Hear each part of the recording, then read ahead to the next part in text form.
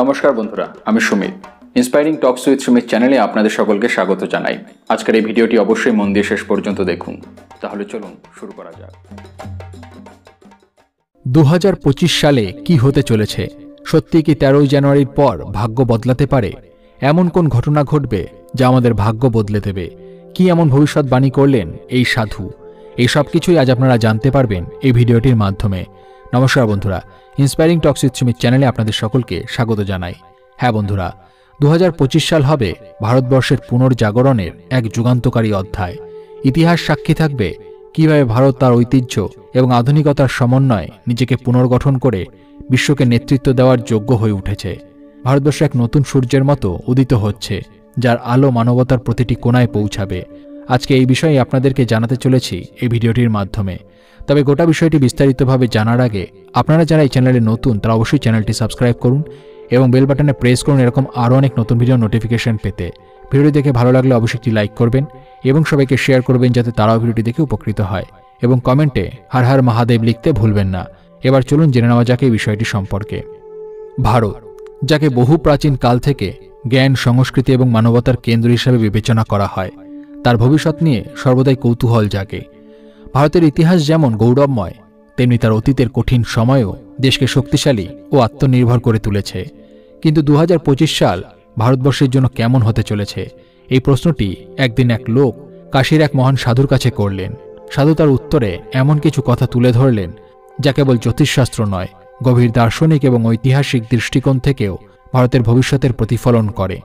এক ব্যক্তি কাশীর এই মহান সাধুর কাছে এসে জানতে চাইলেন 2025 সাল ভারতের জন্য কেমন হতে চলেছে। উত্তরে সাধু বললেন, গ্রহগুলি একটি বিশেষ সমীকরণে আসছে 30 মে 2025-এ। জ্যোতিষশাস্ত্র এবং গাণিতিক সূত্র অনুযায়ী এই 6টি গ্রহের অবস্থান একটি অনন্য সময় নির্দেশ করছে। এই সমীকরণ এমন যা পূর্বে মহাভারতের সময় বা বড় বড় যুদ্ধের সময় তৈরি হয়েছিল, কিন্তু এবার এটি ভারতের জন্য এক নতুন স্বর্ণযুগের সূচনা করবে। ভারত এখন একদম চূড়ায় উঠবে এবং বিশ্ব মানচিত্রে তার শক্তি, প্রভাব এবং ঐতিহ্যের পুনর্জাগরণ ঘটবে। এটি ঋষি অরবিন্দও বলেছেন এবং বিবেকানন্দও বলেছেন। এমনকি আমাদের বিজ্ঞানী ও রাষ্ট্রপতি এপিজে আব্দুল কালামও বৈজ্ঞানিক ভিত্তিতে বলেছেন। সাধু আরও বলেন, 13 জানুয়ারি 2025-এর পর থেকে সকলের ভাগ্য বদলাতে চলেছে, কারণ তখন কুম্ভমেলা শুরু হবে, যা প্রতি 12 বছর পর এক মহাসংযোগ।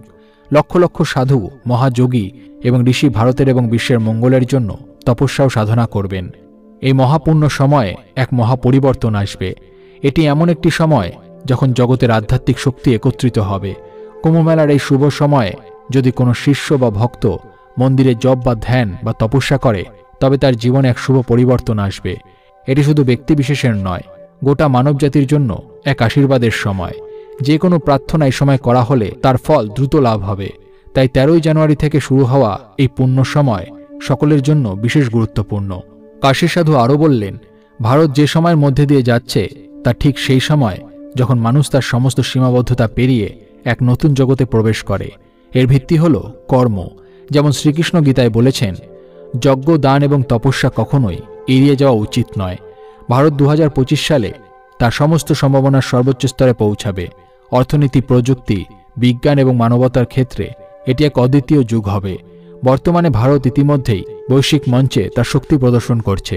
প্রযুক্তি ক্ষেত্রে ভারত শীর্ষস্থানে রয়েছে এবং 2025 সালের মধ্যে এটি আর্টিফিশিয়াল ইন্টেলিজেন্স, ব্লকচেইন এবং স্পেস টেকনোলজিতে নতুন মাপদণ্ড স্থাপন করবে। কাশী সাধু এরপর বলেন যে জাতিসংঘের মঞ্চে ভারতের অবস্থান আরও দৃঢ় হবে। জাতিসংঘের নিরাপত্তা পরিষদে স্থান পাওয়ার সম্ভাবনাও উজ্জ্বল। ভারত শীঘ্রই জাতিসংঘের নেতৃত্বে গুরুত্বপূর্ণ ভূমিকা পালন করবে। এর কূটনৈতিক শক্তি এবং নৈতিক আদর্শ বিশ্বকে এক নতুন পথে পরিচালিত করবে। 2025 সালের ভারত শুধু অর্থনীতি বা প্রযুক্তি ক্ষেত্রেই নয়, আধ্যাত্মিক ক্ষেত্রেও বিশ্বকে পথ দেখাবে। প্রাচীন ভারতে যেভাবে মহর্ষি, যোগী এবং সাধুরা জ্ঞান ও শান্তির বার্তা ছড়িয়ে দিয়েছিলেন, তেমনি আবারও ভারত আধ্যাত্মিকতার দিক থেকে নতুন প্রজন্মকে উদ্বুদ্ধ করবে। সাধু বললেন, ভারত হল সেই ভূমি যেখানে পৃথিবীর আধ্যাত্মিক চেতনা পুনরুজ্জীবিত হবে। এখানে এমন ব্যক্তিদের জন্ম হবে যারা মানবতার কল্যাণে জীবন উৎসর্গ করবে। কাশী সাধুর এই কথাগুলি শুধুই জ্যোতিষশাস্ত্রের ব্যাখ্যা নয়, বরং ভারতের উত্থান এবং তার ভবিষ্যৎ সম্ভাবনার প্রতিচ্ছবি। 13 জানুয়ারি কুম্ভমেলার মহাপুণ্য সময় এবং 30 মে 2025-এর গ্রহ সমীকরণ উভয় ভারতের জন্য এক নবযুগের সূচনা করবে। এটি এমন একটি সময় যখন ভারত তার অতীতের সমস্ত বাধা অতিক্রম করে এক নতুন দিগন্তে পৌঁছাবে। ভারতবর্ষ, যা যুগে যুগে মানবজাতির জন্য আলো এবং অনুপ্রেরণার উৎস হয়েছে, 2025 সালে আবারও তার চিরন্তন আলোকধারার প্রমাণ দেবে। 2025 সাল হবে ভারতবর্ষের ইতিহাসে এক স্বর্ণযুগ হিসাবে চিহ্নিত হতে পারে। এটি হবে এক উত্তরণের সময়, যখন দেশ তার প্রাচীন ঐতিহ্য, আধুনিক বিজ্ঞান এবং আধ্যাত্মিকতার মেলবন্ধনে এক নতুন উচ্চতায় পৌঁছাবে। কাশীর সাধুর মতে এই সময় তপস্যা ও ধ্যান শুধু ব্যক্তিগত নয়, সমগ্র মানবতার জন্য আশীর্বাদের কাজ করবে। কাশীর সাধুর কথাগুলি শুধু ভবিষ্যৎ সম্পর্কে আশাবাদী একটি দৃষ্টিভঙ্গি নয়, বরং ভারতবর্ষের সম্ভাবনার প্রতিফলন। এই যুগে ভারতের ভূমিকা শুধু জাতীয় উন্নতির মধ্যেই সীমাবদ্ধ থাকবে না, বরং এটি মানবজাতির জন্য শান্তি, স্থিতি এবং উন্নয়নের বার্তা বহন করবে। এবার চলুন কিছু অনুপ্রেরণামূলক উক্তি শুনে নেওয়া যাক। কঠিন সময় আমাদের পরীক্ষা করে, কিন্তু ঈশ্বর সবসময় পাশে থাকেন। ঈশ্বরের পরিকল্পনা আমাদের বোঝা কঠিন, কিন্তু তার পরিকল্পনা সর্বদাই সঠিক। ঈশ্বরের প্রতি সম্পূর্ণ আত্মসমর্পণেই জীবনের প্রকৃত শান্তি আনে। যে ঈশ্বরের উপরে নির্ভর করে তার জীবনে কোনো বাধা স্থায়ী হয় না। তোমার স্বপ্নের পথে এগাও, কারণ ভবিষ্যৎ তাদেরই হয় যারা নিজের স্বপ্নকে বাস্তবায়িত করার সাহস রাখে। একটি ছোট পদক্ষেপ আজ ভবিষ্যতে বিশাল পরিবর্তন আনতে পারে। নিজের উপরে বিশ্বাস রাখো, কারণ সফলতার প্রথম ধাপ আত্মবিশ্বাস। প্রত্যেক কঠিন সময়ই ভবিষ্যতের সাফল্যের ভিত গড়ে তোলে। তোমার ভবিষ্যৎ তৈরি হয় আজকের সিদ্ধান্ত, কাজের মাধ্যমে। ঈশ্বরের প্রভাবে কেউ কখনো একা নয়, তার স্নেহ আর শক্তি আমাদের সব বাধা অতিক্রম করতে সাহায্য করে। যত গভীরই অন্ধকার হোক, ঈশ্বরের আলো সবসময় আমাদের পথ দেখাবে। ঈশ্বরের শক্তি আমাদের হৃদয়ে শান্তি এবং সাহস জাগায়, যে কোনো কঠিন পরিস্থিতিতেও। যখন জীবনের ঝড় বেশি ভেঙে পড়ে, ঈশ্বরের কাছেই সঁপে দেওয়ার সাহস খুঁজে পাই আমরা। ঈশ্বর আমাদের জীবনের পথ চলার প্রতিটি মুহূর্তে ভারসাম্য এবং রক্ষা করেন। তার সদয় হস্ত আমাদের পথকে আলোকিত করে। পরিশ্রমী সেই চাবিকাঠি যা বন্ধ ভবিষ্যতের দরজা খুলে দেয়। ভুলকে গ্রহণ করো, কারণ এগুলো তোমার ভবিষ্যতের সিঁড়ি। বড় স্বপ্ন দেখো, কিন্তু ছোট ছোট পদক্ষেপে এগিয়ে চলো। আশা, ধৈর্য এবং পরিশ্রমী ভবিষ্যৎকে সুন্দর করে তোলে। যতবার পড়ে যাও ততবার উঠে দাঁড়াও, কারণ সফলতার গল্পে ব্যর্থতাগুলোই সবচেয়ে মূল্যবান শিক্ষা। ঈশ্বরের উপরে বিশ্বাস থাকলে তিনি আমাদের জীবনে এক নতুন সম্ভাবনা সৃষ্টি করে। যখন আমরা নিজেদের শক্তি হারিয়ে ফেলি, ঈশ্বর আমাদের মনে সাহস আর বিশ্বাস ফিরিয়ে আনেন।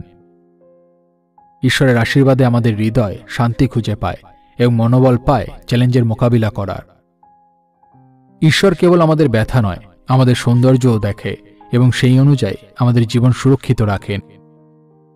সর্বত্র ঈশ্বরের অনুগ্রহে আমাদের জীবন শুধু ইতিবাচক পরিবর্তনের দিকে এগোয়। ঈশ্বরের মহান সান্নিধ্য আমাদের প্রতি তার ভালোবাসার প্রতিফলন, যা আমাদের জীবনের প্রতিটি পদক্ষেপে রক্ষা করে। যত বিপদ আসুক না কেন, ঈশ্বরের আশীর্বাদ সব বাধা দূর করে দেয় এবং আমাদের জীবনকে সুন্দর করে তোলে। বন্ধুরা, ভিডিওটি দেখে যদি ভালো লাগে তাহলে অবশ্যই একটি লাইক করবেন এবং সবাইকে শেয়ার করবেন, যাতে তারাও ভিডিওটি দেখে উপকৃত হয়।